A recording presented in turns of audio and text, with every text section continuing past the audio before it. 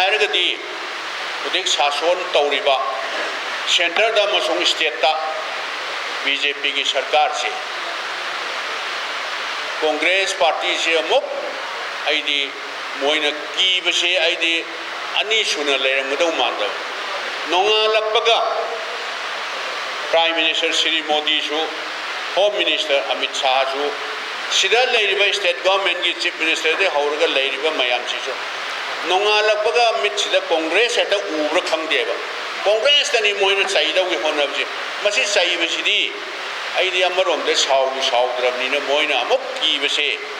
Congress party दे हेन कीबजे आइदी अनि सुना लेरमोइद्राना खले अदु कीबदुननेबा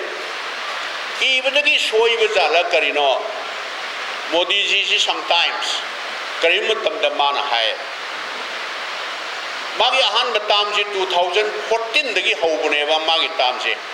हौजिकति सही तरह कंप्लीट होइरे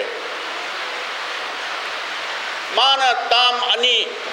फुल ताम पुरपसे मशीन नतबा हाना हाना prime minister ओरेंबा Pandit Jawaharlal Nehru दगी हौरागा मथंग मथंग prime minister कया अम लेग्रेबा इवन बीजेपी की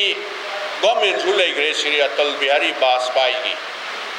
मासु ताम अनेकला फुल ताम दी नखिदा माने मचित मचित पुबने ताम अनेक पुरम बनेबा मधु मोई बीजेपी नदी ख्वाइदगी अटल बिहारी वाजपेयी की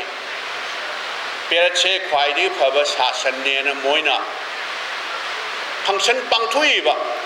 मधुगा दु काउरजानिदा मधुगा अटल बिहारी वाजपेयी ने प्राइम मिनिस्टर होइबा बीजेपी की टेनियर पेरछे मसिगा से काउहिबा माले करीमत तौरमदबा करीमत हेक पाइखलंगदबा करीमत तौरमदबा इंडिया की ngasi लेरिबा मणिपुर की ngasi लेरिबा फिबम से सही तरह सिदैदा मोइना लोइना तौबा हानदी करीमत तौरमदबा हानगी प्राइम मिनिस्टर मयाम अफाव अफाव प्राइम मिनिस्टर लेरि मयाम से मसिदि करीमत तौरमदबदौना काउथोखिबदौना मोइगी सही तरह सिदैदा ngasi की लेरिबा भारत से मोइना लोइना सेमक साबक पुरपदौना उबा